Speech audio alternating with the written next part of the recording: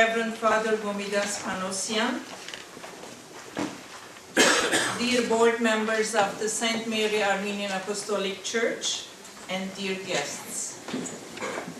Dr. Isabel Caprielian Churchill is the author of the book Sisters of Mercy and Survival, Armenian Nurses. The book consists of close to 530 pages, including 12 chapters and multiple photographs organized in 13 separate sections. The purpose of the book is to focus on Armenian nurses in the Ottoman Empire, Armenia, the Middle East, and Greece before, during, and after the Armenian Genocide, during the period 1900 to 1930, reflecting on how these nurses laid the foundation of modern nursing, public health, and midwifery in these regions.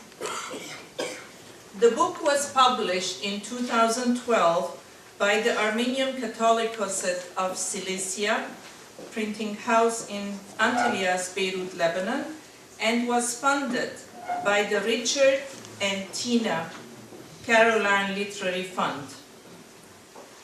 The printing house, which was established in 1931, continues to be an integral part of the Catholicosate and plays an important part in the culture and educational spheres of the Church. Recently, on March 16, 2014, His Holiness Aram I inaugurated the 35th Book Fair in Beirut, Lebanon.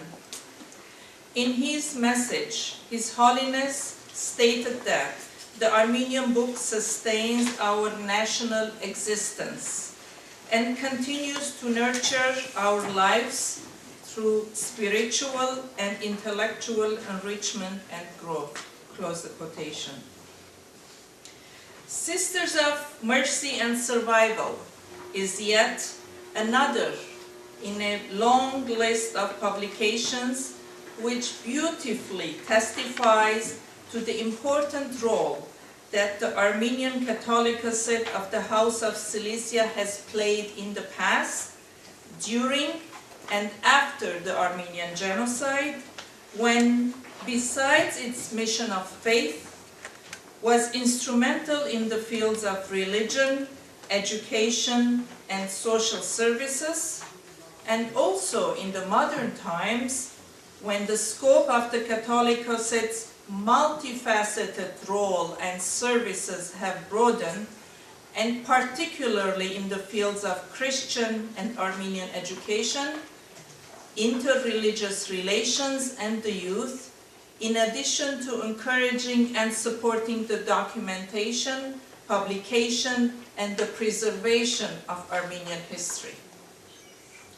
The author, Sisters of Mercy and Survival, has successfully increased the significance of the content of this book through a thorough literature review, extensive research, and a detailed account of the sources used.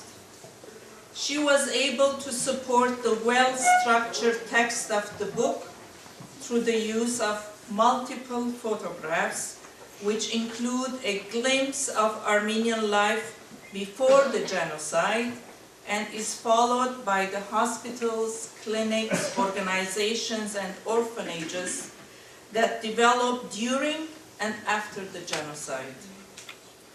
The author explains her intention for the use of these photographs in stating at the beginning of the book that, quote, "The main text and the photographs are each to stand alone. They are of equal importance, related but separate, which in themselves can form a photographic album telling their own narrative." Close the quotation. The photographs were of special interest to me, both as a book reviewer and as the daughter of an orphan who survived the Armenian Genocide, which I will address later in this talk. Dr. Gabrielian Churchill explains in the broad perspective section of the book that her inspiration for researching this topic was a picture of a group of Armenian nurses taken in 1921 at the Annie Riggs Memorial Hospital in Mezira, near Kharper, Turkey. While working at the Hoover Institute archives at Stanford University, she unexpectedly came across the name of a physician, Dr. Ruth Azli Parmali, whose archives contained this picture of the Armenian nurses. The author states early in her book that these young women remained in her mind and, quote, would not budge until they could be heard. I have endeavored to give them a voice and to acknowledge their contributions to the survival of a nation. Indeed, through this review and analysis of Sisters of Mercy and Survival, I would like to ensure the author that yes, she was able to give a voice to these Armenian nurses. Those women were very instrumental in the history and the survival of the Armenian orphans, the Armenian nation, and the nursing profession. Although the contribution of Armenian male physicians and pharmacists was not the main topic of the author, she made important references to them. As members of the healthcare team, they also played an important role in the history and medical care in the Ottoman Empire. Although it is sometimes considered essential in a book review to summarize the various chapters, events, or specific sections, I have chosen a different approach. Rather, I will try to present an overall analysis of this book through evaluating it for its purpose and meaning, content and thoroughness, and for the quality and significance of its subject matter, focusing on the following three themes which it explores. Number one, historical perspective. Its importance in Armenian history and the nursing profession. Number two, the role of North American and Western educated healthcare professionals and other organizations in the training of Armenian nurses. And three, the role of Armenian nurses in the nursing profession and the care of the orphans. First theme, historical perspective. Sisters of Mercy and Survival is a historical study that focuses on Armenian nurses in the Ottoman Empire, Armenia, Middle East, Greece, in the late 19th and the early 20th century. It demonstrates how Armenian nurses contributed to the foundations of modern nursing. In transforming the history and the role of Armenian women at that time in the fields of medicine, nursing, and public health, the author portrays these women as the pioneers and change agents that they became in the profession of modern nursing. As a historian, Dr. Gabrielian Churchill was successful in examining, quote, the training and work patterns of Armenian girls during the birth of the nursing profession and placing Western-style nursing in the framework of Armenian history. The author sets the historical framework through the use of documents from more than 15 archives in North America, Europe, Armenia, and the Middle East, as well as various other sources in English, French, Armenian, Turkish, and Russian languages. These are all supported by numerous photographs of nurses, doctors, hospitals, orphanages, and organizations. It is also necessary to mention that the occasional repetition of information that we read in this book can be considered as being unavoidable by some due to the multiple archives and to the variety of different sources included by the author. Sisters of Mercy and Survival studies the training, practice, and contributions of Armenian nurses and places these experiences within the framework of the great events that shook the world during the genocide. It was very interesting to learn through her research that, quote, in Turkish accounts of nursing in the Ottoman Empire, there was little or no mention of the pioneer work of Armenian women who were being trained in Antep, Turkey in 1893. The main text of this book examines the work of Armenian women in laying the foundations of modern nursing in the Ottoman Empire and its neighboring countries. This occurred at almost the same time as hospitals and professional nurse training facilities were being set up in North America, and specifically in cities such as Toronto, New York, and Boston. By addressing the work of these nurses in the fields of nursing, public health, and midwifery, in addition to the various challenges in treating the contagious diseases during and following the war and the genocide, the book also reflects the empowerment of women in the medical profession and the leadership role that placed the Armenian nurses at the forefront of overall medical profession in the region. Dr. Kaprielian Churchill mentions that, quote, not only did nursing become an appropriate profession for Armenian girls, but it also empowered them, gave them a certain status in the community, and generated a measure of respect.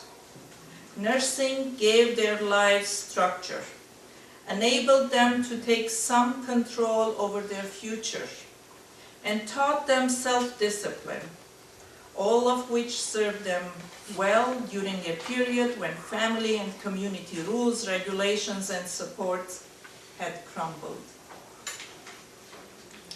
Thus, the book Sisters of Mercy and Survival, in addition to its role in reflecting the medical and nursing history at that time, also makes an important contribution to the social and cultural history of Armenians. Second theme, the role of North American and Western educated health professionals and other organizations in the training of Armenian nurses. Research conducted in the Sisters of Mercy and Survival indicates that, quote, during and after the Armenian genocide, the relationship between orphans and nursing was intensified. The Armenian health facilities and health personnel were swept away during deportation, a time when the care for the sick was critical. Dr. Kaprielian Churchill's research indicates that the North American and Western educated healthcare professionals, quote, entered the world of Armenian women, taught them, guided them, and in the end exercised a profound influence on them through nurse training programs. She continues that doctors like Ruth Asli Parmalee, Mabel Elliott, and Caroline Hamilton, and nurses like Mabel Power and Laura McFedridge were, quote, more than symbols of change, they were also agents of change. They enabled Armenian women to have access to modern nursing, pursue an education, realize their potentials, and increase their awareness of the nursing profession and its benefits to mankind. The courses included anatomy, physiology, bacteriology, obstetrics and gynecology, and hygiene. The clinical training included bedside nursing, surgery, and midwifery. In responding to the spread of malaria, cholera, typhoid, and trachoma, the program offered special training in tropical diseases, focusing on prevention, as well as in ophthalmology. In the early 1920s, in archives of Ramella Martin, called Out of Darkness, it is stated that, quote, students were taught to deliver normal birth babies, assist the surgeon in the operating room, change dressings, remove sutures, give irrigations, catheterize patients, do gastric irrigation and lavage, and give intravenous injections. The condition of the refugees and the orphans also forced the ongoing demand of many organizations, such as the Near East Relief and the American Women's Hospital. The Near East Relief and the American Women's Hospital established nurse training schools in order to meet the educational needs of nurses who would care for the sick and the devastated people following the Armenian genocide.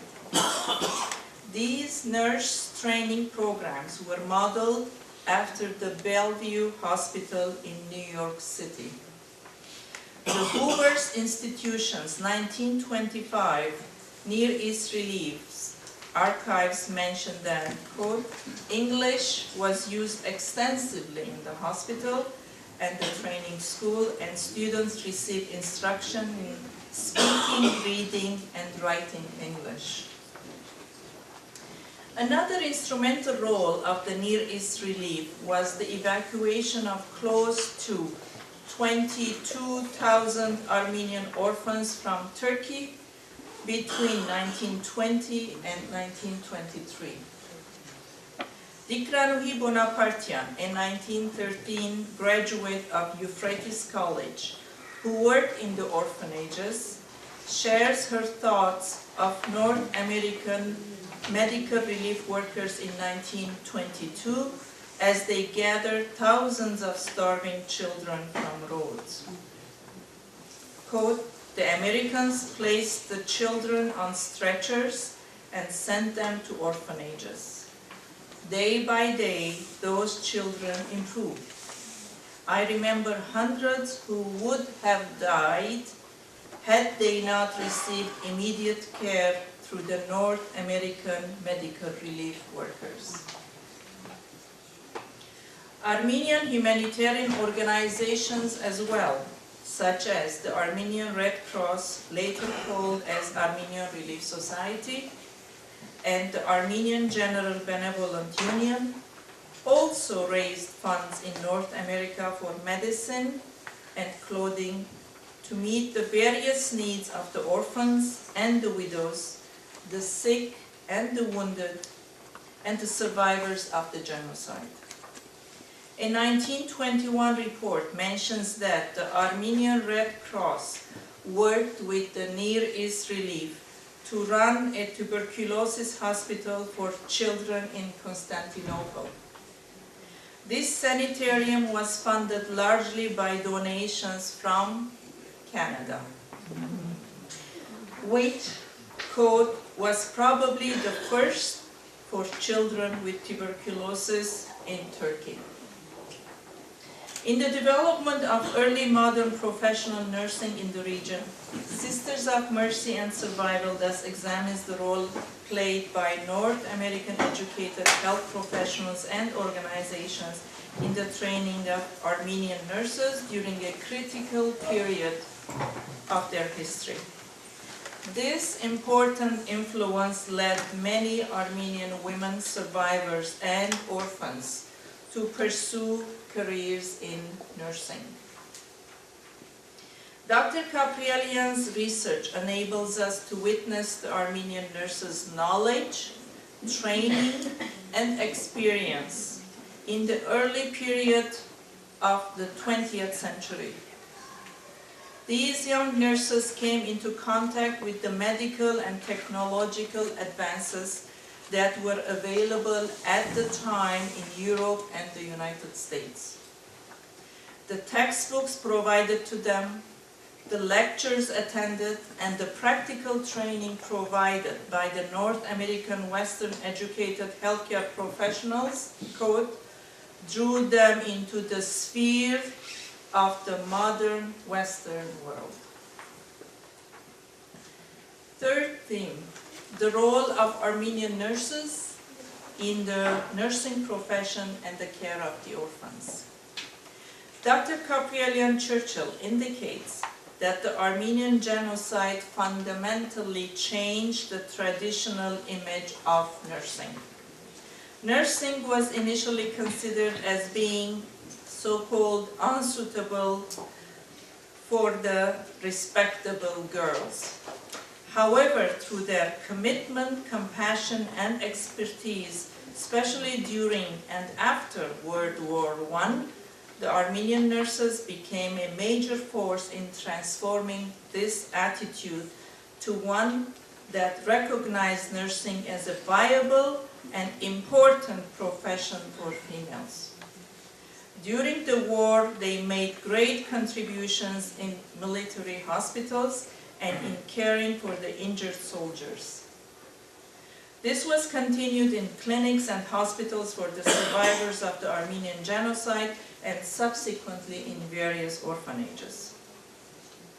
As mentioned by the author on page 479, the girls who entered nurse training programs were handpicked because they were smart, conscientious, hardworking, competent, and morally upright, who themselves were usually orphans. In a letter to Kate Lamson of Women's Board in 1920, Dr. Ruth Azni-Parmeli, who was one of the driving forces in educating the Armenian nurses, stated that the Armenian Nurses Code will be pioneers in the nursing profession in their country. She was very well aware of the fact that the Armenian women contributed to the medical field even before World War I. These nurses extended their contribution by bringing modern nursing to Greece. In their turn, the Altunian Hospital in Aleppo and the American University Hospital in Beirut, Lebanon. The Armenian Red Cross and the Armenian General Benevolent Union also contributed to the teaching and training of nurses in Syria and Lebanon. The author explores how these Armenian heroes struggled in hospitals and orphanages with courage, warmth, and selfless dedication. They aided in the survival of a nation through an unexplainable devotion. They saved the lives of tens of thousands of orphans and refugees of the Armenian genocide who were surrounded by death, hunger, epidemic, and deportation, and were on the brink of extinction.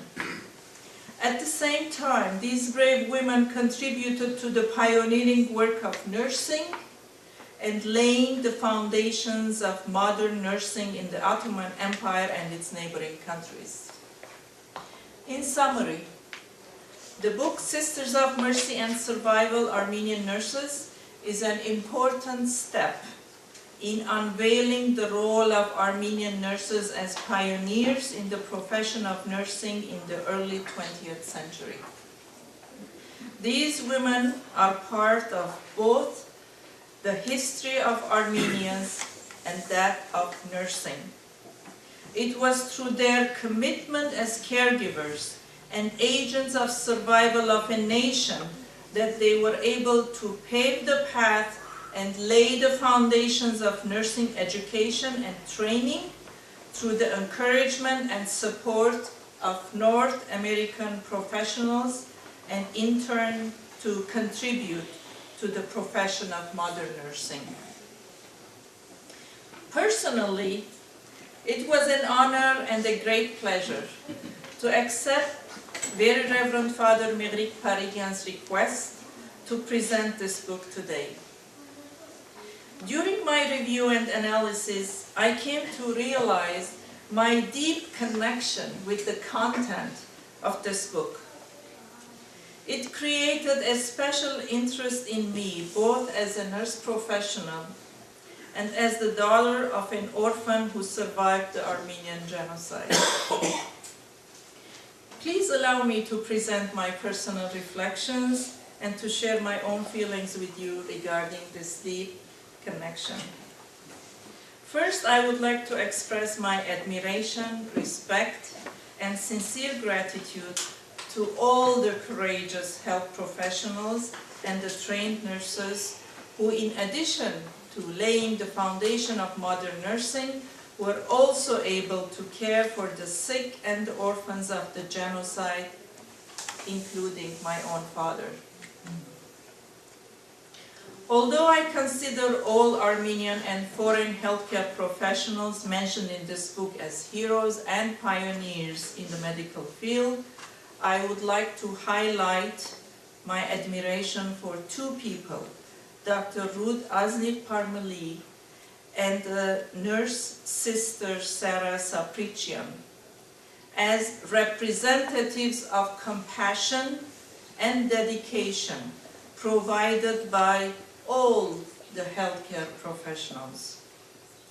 Dr. Ruth Parmeli graduated as a medical doctor in the United States. She began her gynecological and obstetrical nursing training of young Armenian women in Kharpet, Turkey, and continued it in Kokinia, Greece, following her exile in 1922. She even set up a number of outpatient clinics and provided sanctuary and public health to thousands of Greek and Armenian refugees. Sister Sarah Saprichian, who was planning to continue her nursing studies in Bellevue Hospital in New York, always remained by the side of Dr. Parmeli and even followed her to Greece. She was the head nurse of a unit in charge of the delivery room and also taught student nurses in the first nurse training school in Salonika and Kokinia. These two remarkable women never hesitated in their dedication to serve those in need during the genocide, sometimes under very difficult conditions, and made great contributions in nursing education. It is also worth mentioning that many of these nursing graduates from Turkey and Greece continued their education in North America and the Middle East. As to the multiple photographs of orphanages published in this book, I have to admit that I could not help looking at every single one of these orphans' eyes, faces, questioning if my father was in any of these pictures or which one of these orphans would resemble him as a child. My father, Keram Puchikian, a survivor of the genocide, had even written his own memoirs about the various orphanages he experienced. These valuable memoirs were only found following his death and were published by us, his 4 children, in 2007, entitled The Caravan of Hope, The Journey of an Orphan After Armenian Genocide, which was translated into English and in 2010 by permission into Spanish. Dr. Gabrielian Churchill, in her description of the evacuation of thousands of orphans out of Kharpet to Lebanon and Syria, stated that, quote, many children were packed into carts or into baskets hanging on either side of the mules and sent on their journey. I find it quite ironic that we can find a similar description in my father's memoirs when he states, quote, we are placed in small crates that are all arranged on the carriages and pulled by the mules. Furthermore, my father made reference to a nurse named Nurse Maritza, who helped save him from the amputation of his infected leg by a Turkish doctor. The encouragement, compassion, and love of the Armenian nurses towards the orphans is even evident in the following conversation with Nurse Maritza that he documented. Kerem, I will not allow that Turk to amputate your leg. I already told him you can walk with difficulty. You have to help me prove him wrong. You can do it, one step at a time. I'll be right here, do not be afraid. My father had compared this Turkish doctor to Hokeyar Hrishtak, the angel of death, and Nurse Maritza to his Bahaban Hrishtak, the guardian angel. He continued, quote, she also comes from Kharpirt and is one of the older orphans who was subjected to the same fate and has been trained to take care of patients in the American hospital. Dr. Kaprielian ends her book as follows, quote, in spite of all personal anguish and their own insecurities, these young women with kindness and dedication played a decisive role in healing and consoling thousands of Armenian survivors. Like my father, I personally have no doubt that all the healthcare professionals, including the Armenian nurses who mentioned in this book, were perceived as guardian angels by every single one of these orphans. Orphans who had witnessed death were separated from their parents, deprived of their own childhood, moved from one orphanage to another, and ultimately on their way to survival. The author, through her extensive research of various archives, the multiple photographs and the sources used, succeeded in exploring the multi-dimensional contributions made by this exceptional generation of women. She accomplished this with objectivity, clarity, and with good writing style. Focusing on the role of Armenian nurses and the North American and Western trade healthcare professionals, she brought to life their contributions to the history of the Armenian nation and the nursing profession. This book, in addition to focusing on a medical profession, represents a valuable historical document, and I recommend its use as a source by both health providers and historians. Finally, Dr. Kaprielian Churchill brings to light the fact that these Sisters of Mercy, as she calls them, or the guardian angels, as called by my father, made a lasting impression on the Armenian orphans during their dark days. These orphans kept alive their torches of compassion and the spirit of survival.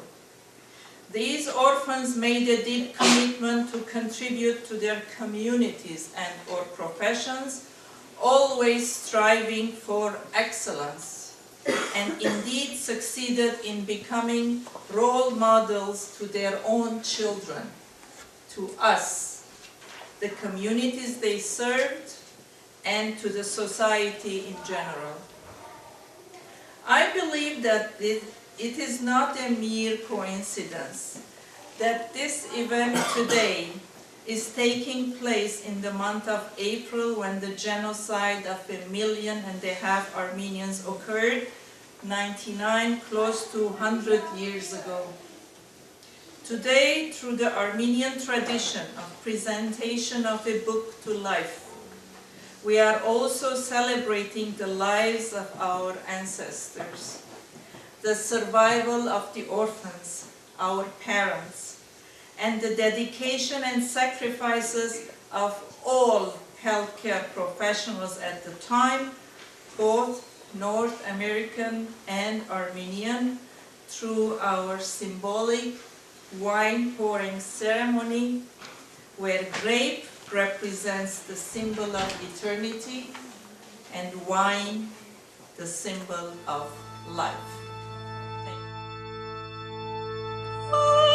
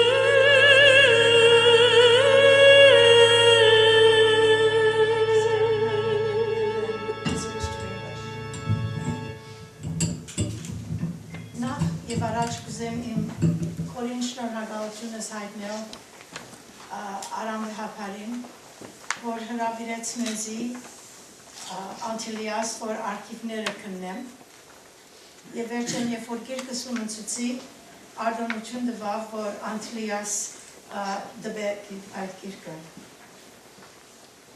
Ուզեմ շնորհակալություն հայտնել Richard եւ Tina Carolan Literary Fund, որ հրատարակության ծախսը հոգացին, եւ մանավանդ ուզեմ շնորհակալություն հայտնել Հաջակ Սրբազանին, որ այս 30 տարի վեր ինձ միշտ լավ ուղղություն տված է, բայց այդ կեզած եւ այդ ավելի կարեւոր հայ սուրբը գայուն եւ ուժեղ հիմը դրած է մեր կանադահայ համայնքին եւ ես վստահ եմ եւ հույս ունեմ, որ այս քարե հիմը մեր ավական ամուր պիտի բահե։ Ուզեմ շնորհակալություն հայտնել Ռիգին, հոգաբարձության եւ քրիստոնական դաստիարակության հանձնախումբին, որ այս շնորհանդեսը կազմակերպեցին։ Եվ ուզեմ շնորհակալություն հայտնել Դոկտոր Սոնա Փոչիկյան Սարգսյանին, որ գիրքիս վերլուծումը ըրավ, շատ քերեցիկ, շատ ավելի քերեցիկ։ Ուզեմ շնորհակալություն հայտնել Ստեյսին, գնամս է, որ անվազն 500 նկարներ սկեն ըրավ, տարբեր արխիվներում մեջ, եւ երբ որ ընդրեցի 250 հատ գիրքին համար, Ստեյսինը դոնք բոլոր պատրաստեց տպագրության համար։ Հուսահ եմ, որ բոլորը կհասկանաք, երբ որ ասեմ, թե մեր ցեղասպանության համար գրելը շատ չափեն ավելի դժվար է։ Եվ այն խավար օրերը, երբ որ ցավով եւ արցունքով կհուզվեի, Ստեյսին ինձ մխիթարեց եւ միշտ քաչալերեց, որ պարտականությունս կատարեմ եւ իմ ասկիս պատմությունը պատմեմ իմ գրծած չափով։ Եվ ձեր բոլորին շնորհակալություն կուզեմ հայտնել, որ ներկա եք այս շնորհանդեսին։ I'd like to say a little bit in English. Dr. Phechigyan Sarkisyan has done such a thorough job that there's very little for me to say, but I would like to say a couple of things. Some of you have expressed an interest in the research component, so I thought I might mention just a little bit about the very earliest work that I did in the start of this book. As she mentioned, I came across this photograph, which is on the cover of the book, quite unexpectedly at the Hoover Institution Archives at Stanford University. I was very taken by it, and I couldn't get it out of my mind. It was a picture of a group of Armenian nurses and their teachers sitting in front of the American Hospital in Kharpert in 1921. Kharpert, of course, is a very ancient Armenian city, part of Turkey today.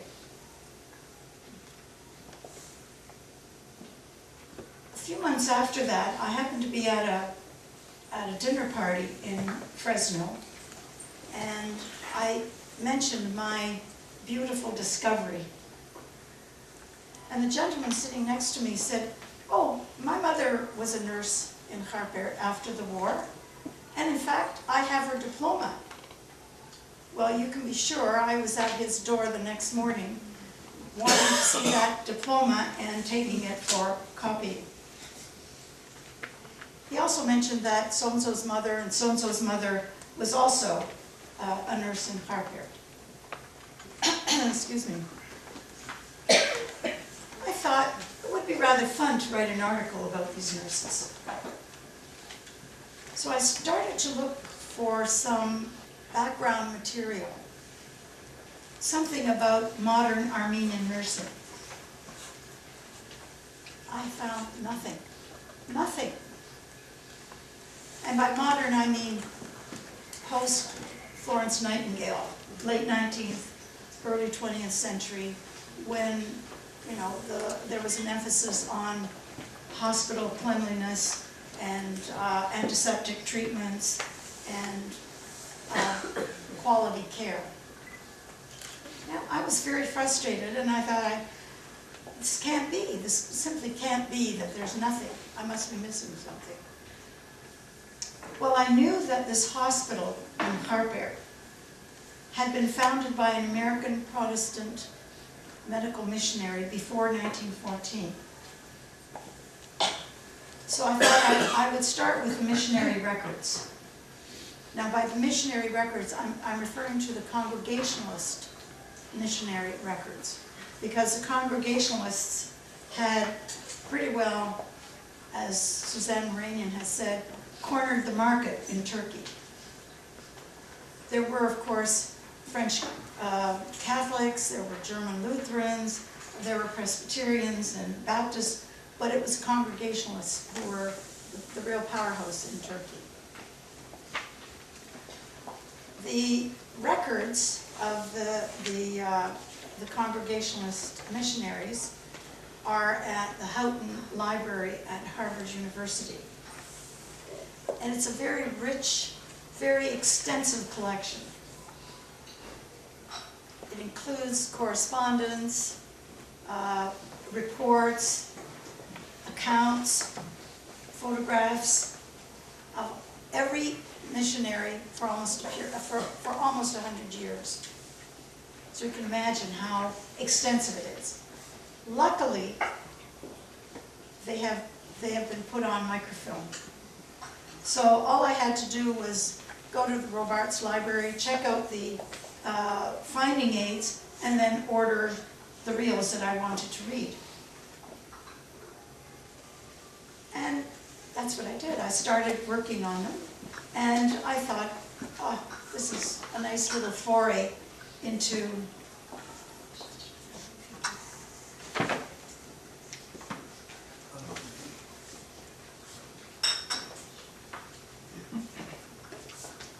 well, what started out by being a little foray into the missionary archives changed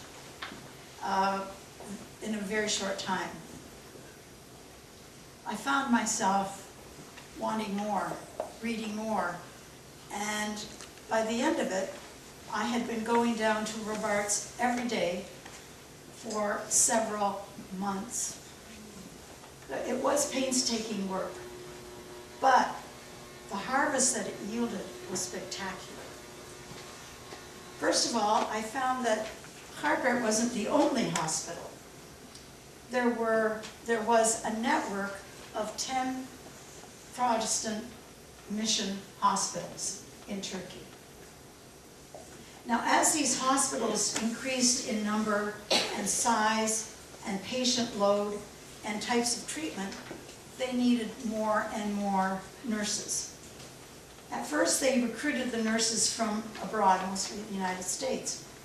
But as they needed more nurses, there just wasn't enough. And so they decided that they would recruit the girls locally and they would train them locally. And as Dr. Pachigan Sarkisian said, they were very selective. They wanted moral, upright, educated, conscientious girls, dedicated to caring for others. Well, that presented two problems, serious problems. First of all, the recruitment base was very small. Why? Because they could recruit this kind of girl, an educated girl, really only among the Armenian population. Because the Armenian girls were the only ones who had benefited from the mass education.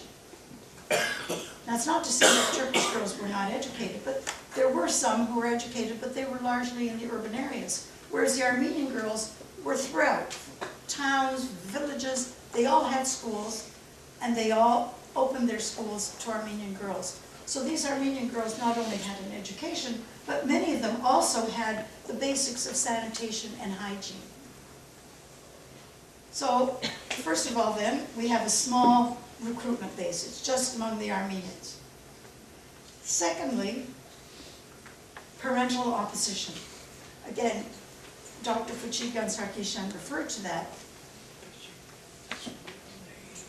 It wasn't just the Armenians. I think it was probably generally believed that hospitals were not places of healing, but a place better to die in than the streets. And as for nurses, they were only women, they were women of ill repute. And why would they have their well-brought-up daughters go into nursing, all that dirty work, caring for strangers, men at that? So they were not happy about their girls going into nursing. In fact, they blocked it. But Armenian girls faced this opposition and gradually broke down barriers. How did they do that? Well, they were virtuous girls. They were upright. They were moral, decent young women. They were hardworking, very diligent, and they transferred their own good character into their profession. So when we talk about nursing before Florence Nightingale in England, you know the reputation was not very good because the girls were not of high standing. These girls, the Armenian girls, were, and because they were honorable girls, they made the profession honorable. Let me say a little bit about nursing education. I found no consistency among these teaching hospitals in the Ottoman Empire. It was, as far as I could tell, it was based primarily on the priorities of the head nurse or the matron. But there was one common denominator, and that was that they all had a link with the American hospitals, particularly in the Northeast. And so you see the linkage between Bellevue Hospital in New York City and the hospital in Aintab.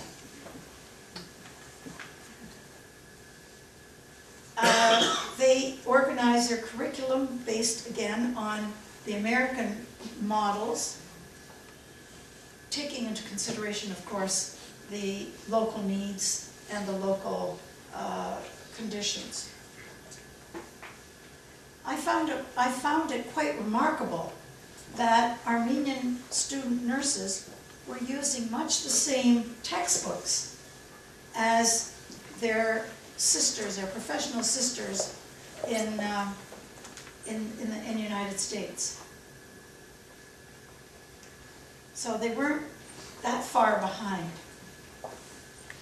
Moreover, I found that Armenian doctors who had gone to specialize in the United States, particularly in ophthalmology, gynecology, and surgery, lectured to these girls. And in doing so, they helped to hone their knowledge and their skills and their experience. And I'd like to mention one more critical trend.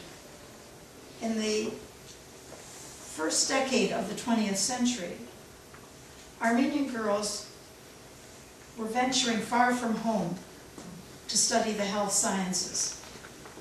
It's very unusual because mostly it was men who went abroad or went away, not girls, but it was starting to change. For example, Osana Maksudian came from a very well-off family in Aleppo, and she was desperate to be a nurse, and she wanted to go to attend the American University of Beirut School of Nursing. and her family was very opposed to her going, but she did go alone. She traveled alone from Aleppo to Beirut, and she enrolled in the university, and she was one of the first 3 to graduate in the School of Nursing. There were 3 girls, 2 of them were Armenian. At Marzavan Teaching Hospital, Lusaper Tarigian was sent to study midwifery in London. It's around 1908, 1910. In continuing on in Marzavan, the missionaries had organized a school for the hearing impaired. And they sent Archelaus der Kalustian to England to study the newer methods, the latest methods of teaching the hearing impaired. And going further east to Urfa, the ancient Edessa, the missionaries had established a school for the blind, and they sent young Mary Harutunyan to England to study Braille, and she came back and brought her newfound knowledge with her. So I think it was very impressive, all of this, before 1914 in a backward country. Armenian nurses faced and overcame the opposition of family and society to helping care for strangers. They brought safe midwifery to urban and rural women, and they educated their patients about proper hygiene and sanitation. In doing all this, Armenian nurses were indeed pioneers in establishing modern nursing in the Ottoman Empire. And in the book, I trace that beyond 1914. I take it to 1930, and as Dr. Fatchikyan Sarkisyan mentioned, they took their knowledge with them to the neighboring countries. So my odyssey with the nurses took me to 15 archives in 8 different countries, in 5 different languages. It was really a voyage of a lifetime.